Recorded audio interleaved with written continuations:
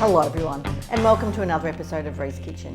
Today we're making one of my summertime favourites, and that's mussels with lemon gremolata.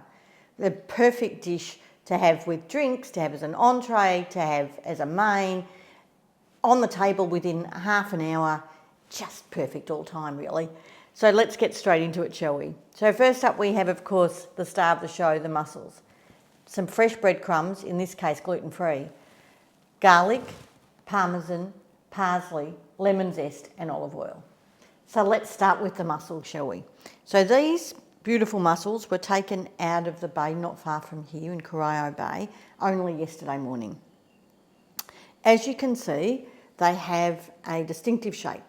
So they have a flat side and a curved side. They have a pointy end and a curved top, and they also have a beard. The important thing to know with mussels, and one of the myths that you hear all the time, is people say when you've cooked them and they don't open, don't eat them. That's actually not true. What we need to do is determine if the mussel wasn't fit to eat before we've cooked it. And there's two things we need to look out for. The first is a cracked shell.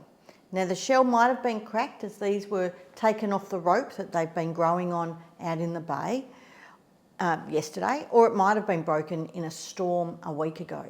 We can't tell, so just don't use a cracked shell. The other one is when you find a mussel that is open. The mussel is, because these are all alive, sitting here in my bowl, the mussel is open for two reasons. One, they're hungry, and I've got them in some water here and they're checking it out to see what it's like, if there's any food or algae that they live on. The second is because they're sick or dead, and we need to work out if that's the case. And the way to check that is to get an open mussel shell, as such. I'm seeing if there's one that's a bit more open. Here we go. Is to get your open mussel shell and to tap it on the bench. If they were just hungry, they will close. It's not a snap, it's a slow, gradual close. And if they close, they're fit to eat and you can pop them in your pot. The other thing I want to talk about is debearding. So this little bit is their beard. There's an easy way and a hard way to debeard a mussel. The way that most people do is actually the hard way. So to do that is we point the pointy end up to the roof, we grab the beard and we yank, and we've debearded it. But that's quite rough on your finger, and when you're doing a large amount, you'll certainly know about it. So I'm going to teach you the easy way in a little bit. You'll notice that I've got my mussels sitting here in cold water. And I've done that so that if they're a bit hungry, you do it for about 10 minutes before you start to cook. If they're a little bit hungry, they'll open up and they'll drop some of the seawater and some of the grit into the bottom of the bowl, which you'll be able to see when I take them out. You don't want that in your food, so it's just easy to let them soak. So now to start cooking our mussels. So first up I have a nice flat pan, and it's cold and empty. The reason we want a cold one is because when I pop the mussels in, I want them to gradually warm up. If you have a hot pan and you put the mussels in, you'll end up with more mussels that don't open, because the big juicy mussels go, oh, I don't like this much, and clam shut. And then they end up being cooked in their own juices, which isn't a bad thing, and I'll show you how to get them out later. But you end up with more that you've then got to manually open. So a cold pan, and we just want them in a single layer. You might need to do this in 2 batches depending on the size of your pot.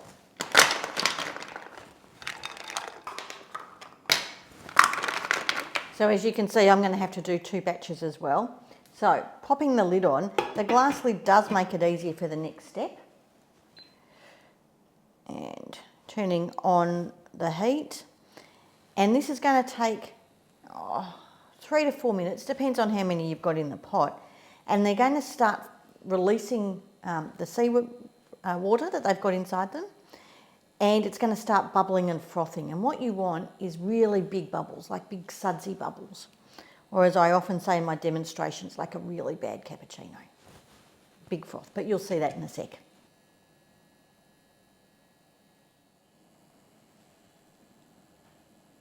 So you can see that some of them have started to open and release some seawater, But this is not at the stage that I'm ready to take them yet.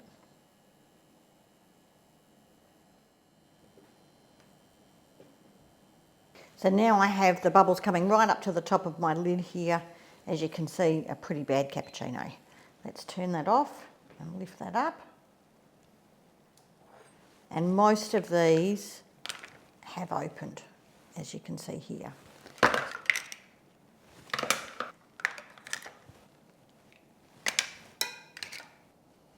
And they all opened. Now you can see in my pot, I've got quite a bit of liquid. I've probably got 2 to 3 cups worth here. And there's a little bit of grit in it. This liquor is just perfect to use as a stock. So strain it through a fine mesh sieve, and then you can freeze it and use it in your risottos or paellas. It's too good to throw down the sink. Right, so I've got one that hasn't opened. Oh, he's still a bit hot. Might need a cloth. Okay.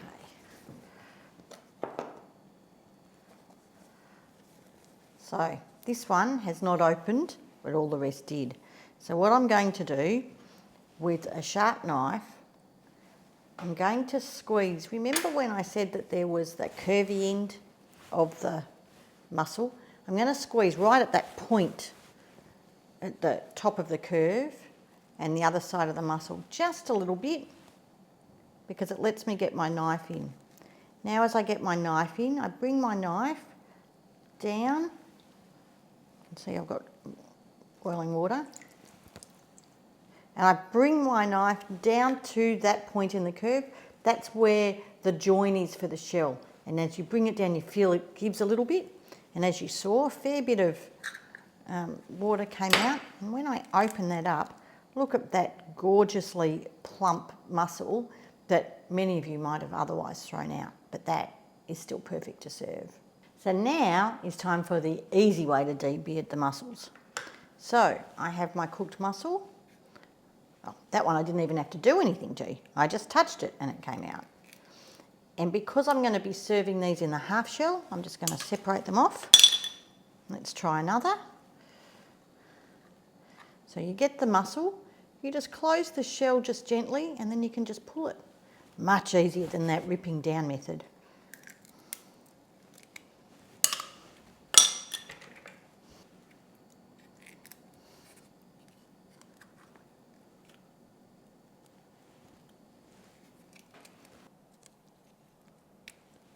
So now we're going to make our gremolata. So first up, we just pop our fresh breadcrumbs in, then our parsley, parmesan, lemon, garlic. I'm going to put some cracked pepper. Now I'm not going to add salt because my mussels literally came out of the water yesterday.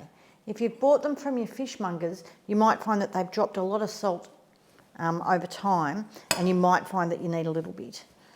But knowing that I've just got them off the farm and myself yesterday, I don't need to. Give that a bit of a stir through. Just smells so amazing. Just the simple ingredients of the parsley and the lemon. Now the next step is a little bit by feel. So I need to add olive oil until I'm able to get it so that I can make a little ball in my hand and hold. Depends on your bread, the kind of bread. Mine's sourdough, so it does tend to take a fair bit of oil. So we'll start with a good dollop.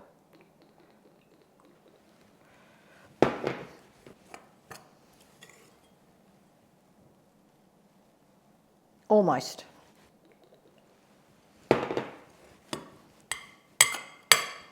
So now when I get a ball, I can just squeeze it into my hand and it pretty much holds.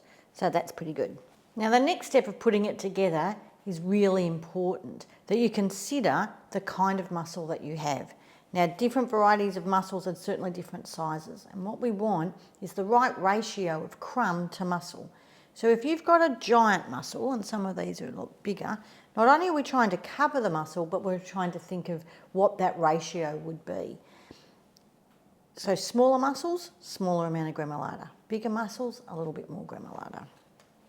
So it's literally just putting a spoonful on, pressing it down so that we're covered, and popping them on our tray.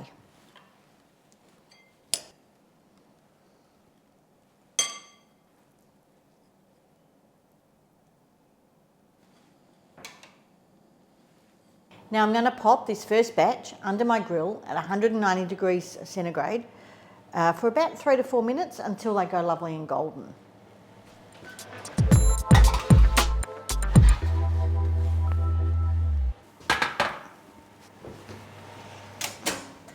Look at those.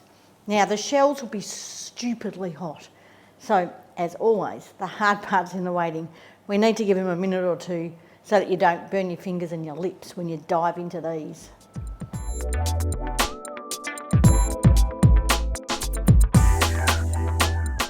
Now for all the details of today's recipe, don't forget to check out my blog at the link below. But as always, the best bit's in the eating.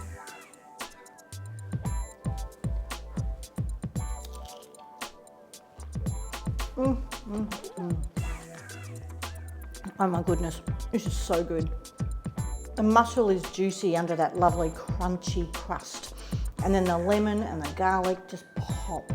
This is an awesome dish. What I need now is a nice cold glass of Sauvignon Blanc to go with them. Until next time everybody, ciao.